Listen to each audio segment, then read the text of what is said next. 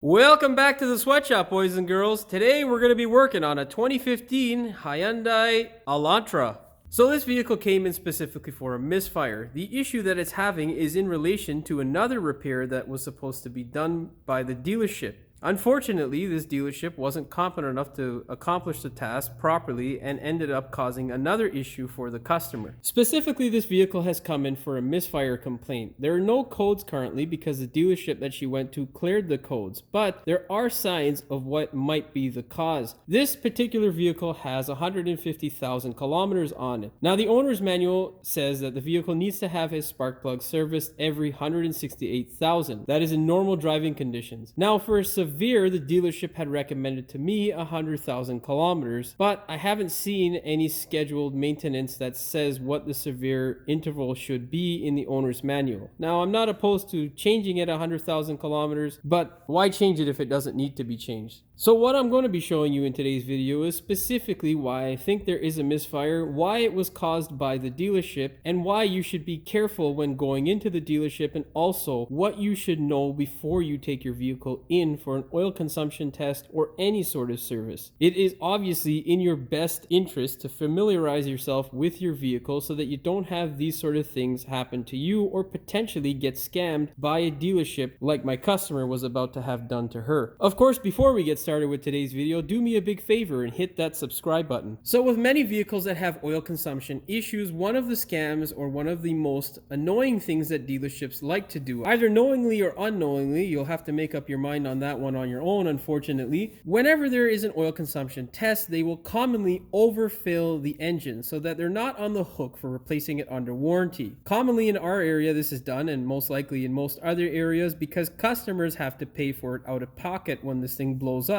Now, when the customer pays, there's much more money to be made as compared to when the warranty portion of the dealership is paying. Usually the labor and the cost is cut by at least 25 to 50% for the technician. So it is sometimes in a technician's best interest to pull strings like this, like overfilling the oil, so that they don't have to remedy these issues on their backs because the company itself is unfair. I don't think that it is fair that the warranty paying division of most of these dealerships don't pay as much as what the customer is asked to pay on certain repairs, especially when they are in relation to the build quality or issues that many manufacturers suffer from. In a bid to get better fuel mileage as well as emissions, they have reduced the weight of the oil, the thickness, and this is causing many manufacturers to have engine burning issues. So Hyundai isn't alone with this issue, but they are one of the dealerships, for me personally, who has been a real pain in the ass to deal with in terms of their servicing for customers on numerous products that we've had fail from Hyundai, where I've proven that it is a manufacturing defect. Hyundai simply says no or steps away from the repair altogether, leaving the customer with their hands tied and bucket loads of cash coming out of their bank account in order to service these piles of junk sometimes. This one is no exception. This vehicle is, of course, suffering from an oil consumption issue. They have overfilled this thing about 2 liters in order to say the next time that the vehicle still has oil 1,000 kilometers from now, which is dishonest, deceitful, and ridiculous on the dealership's part. But of course, it's not something that is uncommon. So anytime you are suffering from oil consumption issues, the best thing to do, my friends, is to familiarize yourself on how to check the oil in your engine. As you can see here, we have a full line here and a low line here. It should not exceed the low line. It should not exceed the full line. It should be in the cross-hatched section there of the oil dipstick. This is where the engine oil level is still adequate, or what is commonly called the safe zone of operation for your vehicle. Now, of course, I've showed you in my previous videos how to check oil, but my analytics show that those videos aren't very well watched. I'm hoping that this one will be. Of course, that decision rests with you, boys and girls, watching this video. Hopefully you share it to all of your friends and family out there. And of course, don't forget to subscribe. With checking your oil, what you're going to do is wipe off the dipstick completely. Make sure that it is nice and clean. Then the other two boxes that you have to check is make sure that the vehicle is on level ground and it has not run in the past 5 to 10 minutes. If it has, what you want to do is let the oil drain back into the oil pan for a period of at least 5 minutes. If the vehicle is hot, and if the engine was cold, for a period of at least 20 minutes to a half an hour. Then you're going to take your dipstick, insert it back into your dipstick tube, give it a minute, more like a couple of seconds. Pull it out and check the reading. As you can see, boys and girls, the reading is supposed to be down over here. It's currently up over here at the end of the orange part. It's very hard to see, but there is oil on the braided section of the dipstick, this wire portion. So that indicates that it is obviously way too high. That being said, this video was in relation to a misfire. Well, boys and girls, I don't know whether this was unknowingly done or what the situation was, but the customer developed a misfire shortly after going in for service. The service that was performed was topping up of the engine oil. May be visible on camera, but there's a little bit of shine over there in this area. So why is it that I'm talking about oil consumption issues specifically when I mentioned a misfire? Well, I'll tell you, boys and girls. The technician that filled up the oil obviously missed the hole and flooded this area of the engine or valve cover with oil. There is a lot of oil in this region here. It's actually run down the back of the valve cover as well. So my theory is that we have a misfire specifically because of saturation, because of oil saturating the spark plug tube cavity. So we're going to go ahead and pull the spark plugs out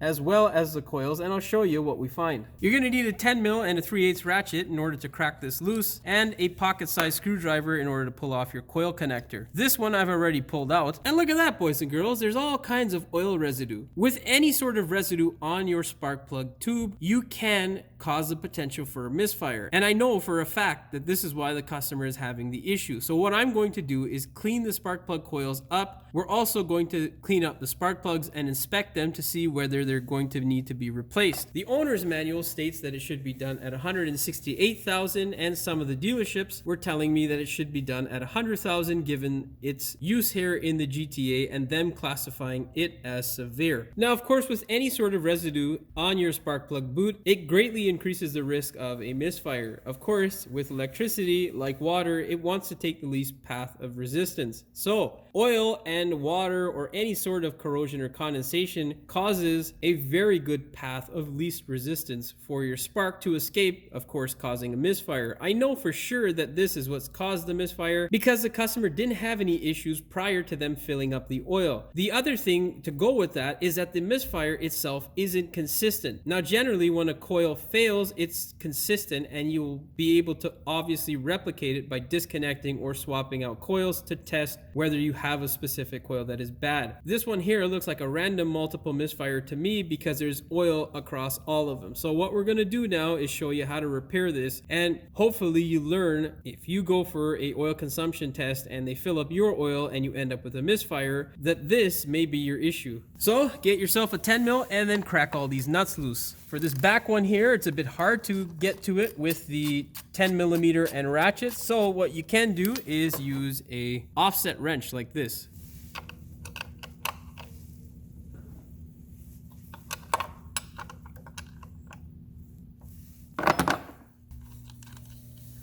Grab a pocket-sized screwdriver and just gently unclip the safety portion of the clip here. It's that gray portion there. What you want to do is just push it away from the black portion and then push the black portion here, this little raised section down, and yank the clip off. Obviously, don't mix them up. And then do the last one.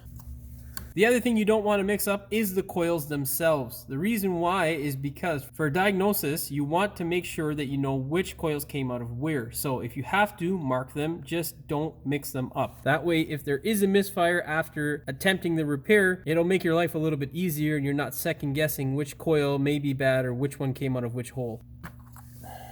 As you can see, we've got oil in this hole too. Now what you want to do is make sure that the oil has run down from the top to the bottom. If the oil looks like it's coming from somewhere in the middle of the spark plug tube cavity, you may have a bad valve cover gasket. Of course, this one's also got residue. Now with this spark plug coil here, you want to be quite gentle because there's not much room between this fuel line here and the spark plug coil. What I find is just move the foam thingy out of the way, and then you want to twist the spark plug like this and then slowly wiggle it out. And then just move this guy out of the way like so, and you should be able to yank it out without touching the fuel. And we have residue there as well. Thank you, Hyundai. Now, before we pull our spark plugs out, what we want to do is get rid of some of the residue and crap that is in this area. So we're going to go ahead and get a couple of cans of brake clean and spray this area down and then blow it out. Now, of course, before you go ahead and spray this region down with brake clean, what you want to do is inspect the holes to see how full of oil they are and what condition the spark plugs may look like. Now, it may be hard to see on camera, but we can see physical evidence that the oil that was in this region here has made its way into the spark plug tube cavity. There is evidence of oil making its way into the spark plug tube cavity right down here. So it's wet around the top of the seal here. As you can see here, it's dry, but over there in the back, it's wet. So we can't just go ahead and replace a valve cover gasket because it looks or appears as though the technician who tried to service the vehicle screwed it up in the first place. So we're going to clean this off first and foremost with our brake clean and then hope for the best. Now here's a warning, boys and girls. If your engine is hot, do not attempt this work. Brake clean, my friends, is flammable. That's what that flame over there means. It's also quite toxic and not the best thing to breathe in. So wear the appropriate PPE like a mask and goggles because it burns like hell when it gets into your eyes. Don't ask me how I know. Now what you want to do is spray it down in this region here. You don't want to flood it completely, but you want to spray enough till you get off all the oil residue.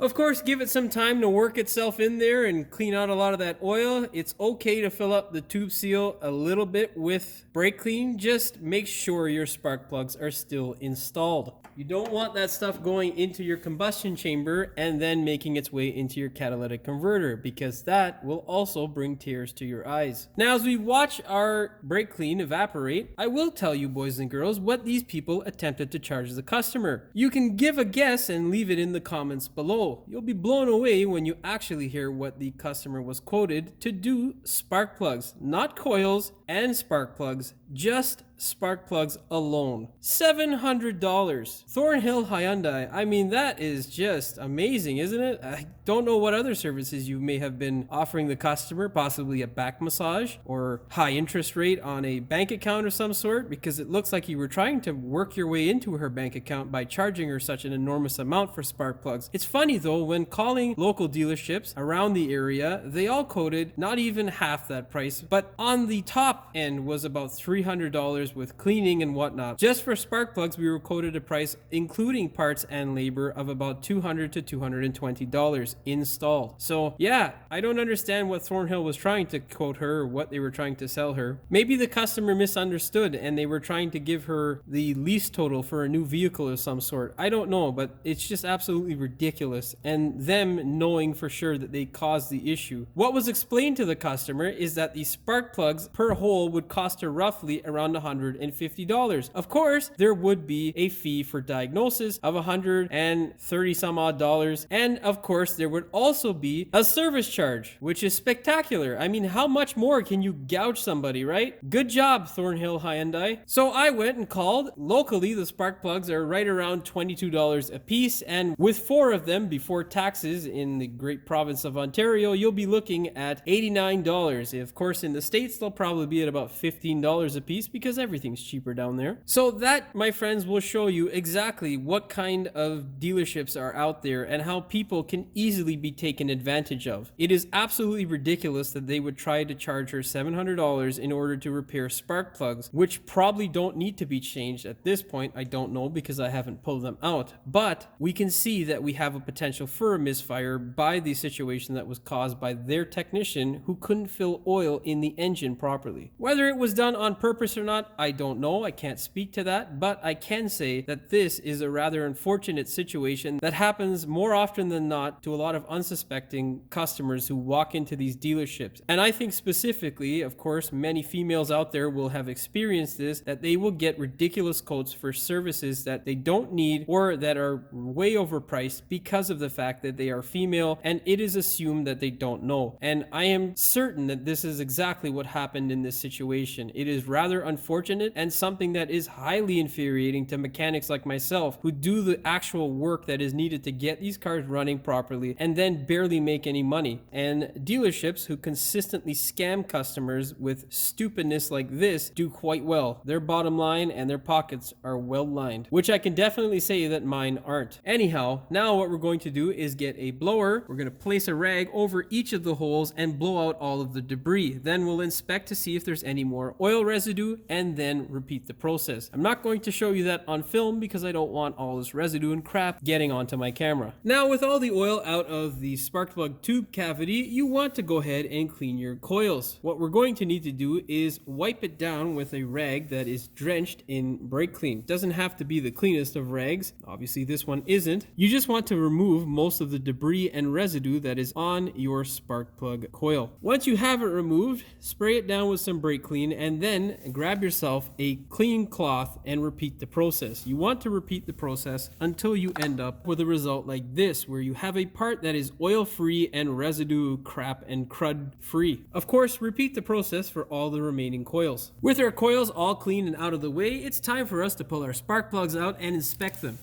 You're going to need a 5/8 spark plug socket, 3/8 drive ratchet, and a 6-inch extension.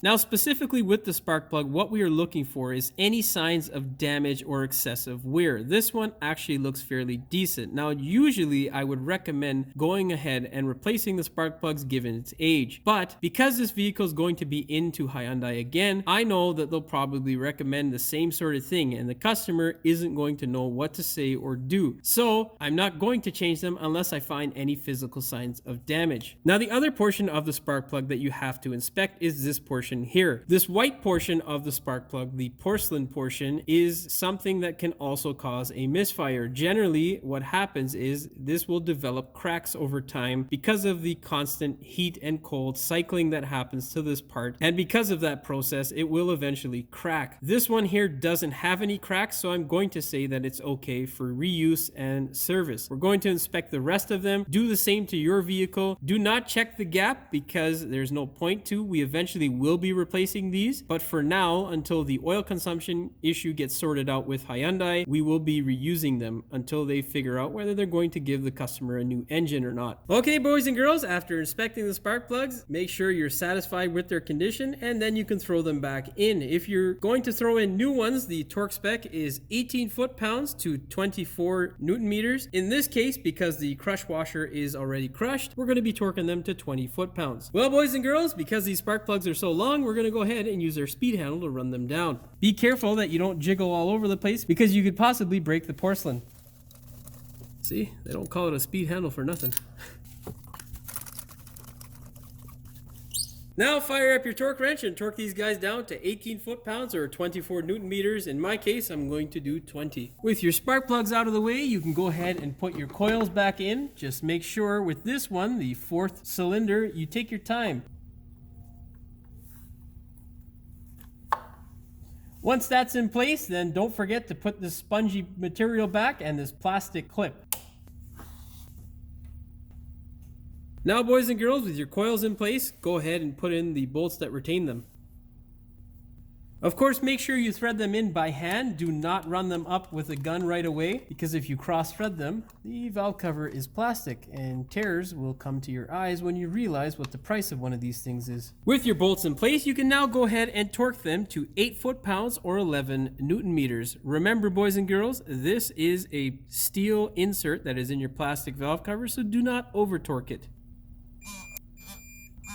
For this last one here, it's a pain in the ass to get a crow's foot on this nut, so what you just need to do is take your wrench and snug it up by hand. Don't do anything crazy, of course, you don't want to crack it. And then, of course, put your connectors back in place. Don't forget the little lock tab as well on the back of the connector. And of course, Don't mix these ones up. Now, all that's left to do is to put your engine cover back on, fire this thing up, take it for a test drive, and make sure that you've remedied the issue. Well, boys and girls, that's all she wrote for the repair of the Hyundai. All we have to do now is take this thing for a test drive and make sure all is well in Hyundai land. And remember, if you are in the GTA and having your vehicle serviced by Thornhill Hyundai, it probably isn't very good or something that the customer would want to know about. So make sure you question everything that they tell you, because it's probably a lie. Because like their slogan says, something's happening here, and to me it's probably suspicious. So keep your guard up, keep safe, and keep your money in your pocket. Don't get scammed by some of these scam artists out there. Hopefully this video helps you and prepares you so that you're not scammed or an easy target by these dealerships. Of course, if it did, please like, share, and subscribe. Don't forget to hit the notification bell so you never miss one of my new videos. And as always, thanks for watching. We will see you in the next one. Now, the owner's manual says that the vehicle needs to have its spark plug replaced. That is in normal drive, so I can make some money, you know what I mean? Commonly, this is done so it is sometimes in a crooked technician's best interest. I don't think it should necessarily, I don't think these sorts of repairs, fuck off. It should be in that cross task, but that rests with you guys, boys and, well, of course, that rests with you, boys and girls out there watching this video. Fuck! What happened? Fuck, whatever, that doesn't matter. So why is it that I'm talking about oil consumption issues on a Hyundai video that has a title of, I don't know what the fucking title is going to be. The customer didn't have any issue. Generally, when it's misfire, this one here looks like a of course, that's what I forgot to get. Fuck. For diagnosis process, push this plastic little cover foam thingy. What the fuck am I saying? This guy here at 90 degrees. Oh, no, that doesn't turn. Now, of course, before you go ahead and spray the now here's a or goggles, because it burns as that's too much rambling. Fuck. So, boys and girls, on general, what the fuck does that mean? So, boys and girls, as we wait for the brake clean to slowly evaporate into the atmosphere, which I will then breathe in later because this is such a wonderful job. It was too dark. Something that happens more often than not to a lot of unspecific, which I can definitely watch. Yeah, fucking idiot. I started looking at it like this and I pulled it out of frame. Fuck the compressor. What the goal is to first off take a rag that is, I can't really call that clean, but it is drenched in brake clean. This motherfucker doesn't look so clean right now. What the fuck?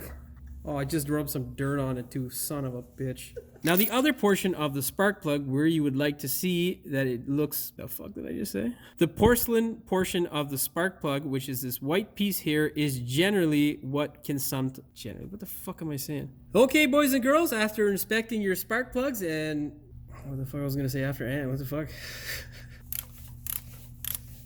A word of advice is to run this up with a smaller ratchet before you grab your snap-on torque wrench. Or your torque wrench, because this is a waste of fucking time. Come off the... You know what? I'm gonna get a fucking speed hound. I haven't used one of those in a long time. Did I say spongy material back or black? What the fuck did I say? With your bolts in place, boys and... Oh, fuck! With your bolts in place, boys and girl, you can... Boys and girl... Fuck. Where'd I put my torque wrench? Fuck. Don't forget this little security tab. Security, fuck. Oh, why aren't you fucking going in there, you prick? Oh, you fucking bastard.